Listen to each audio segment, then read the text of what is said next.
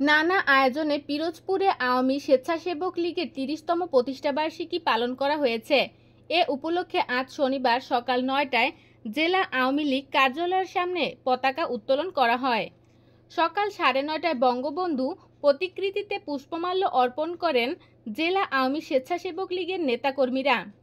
এ সময় উপস্থিত ছিলেন সাবেক সংসদ সদস্য ও জেলা আওয়ামী লীগের সভাপতি AKM আউয়াল, সাধারণ সম্পাদক অ্যাডভোকেট কানাইলাল বিশ্বাস সহ স্বেচ্ছাসেবক লীগের নেতৃবৃন্দ।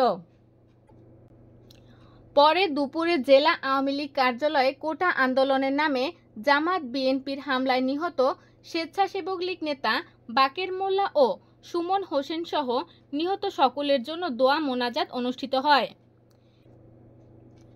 দোয়া মোনাজাত পূর্ববর্তী সভায় জেলা স্বেচ্ছাসেবক লীগের সাধারণ সম্পাদক সুমন শিকদারের সঞ্চালনায় বক্তব্য রাখেন জেলা আওয়ামী লীগের সিনিয়র সহ সভাপতি ও পৌর মেয়র আলহাজ মোহাম্মদ হাবিবুর রহমান মালেক, জেলা আওয়ামী লীগের সাধারণ সম্পাদক অ্যাডভোকেট কানাইলাল বিশ্বাস, সহ সভাপতি অ্যাডভোকেট খান মোহাম্মদ আলাউদ্দিন, সাংগঠনিক সম্পাদক শেখ ফিরোজ আহমেদ, সদর উপজেলা আওয়ামী লীগের সাধারণ সম্পাদক রেজাউল করিম শিকদার, পৌর আওয়ামী লীগের সভাপতি সাদউল্লাহ লিটন, সাধারণ সম্পাদক আমিরুল ইসলাম মিরন, জেলা যুবলীগের সাবেক সাংগঠনিক সম্পাদক আক্তারুজ্জামান মানিক, সদর উপজেলা যুবলীগের সভাপতি KM মুস্তাফিজুর রহমান বিপ্লব।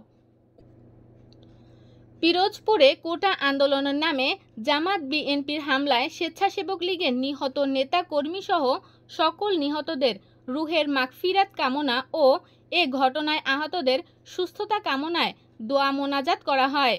দোয়া শেষে প্রায় অর্ধসহস্রাধিক মানুষের মাঝে খাবার বিতরণ করা হয়। রিপোর্টার, প্রেসটাইমস24.com।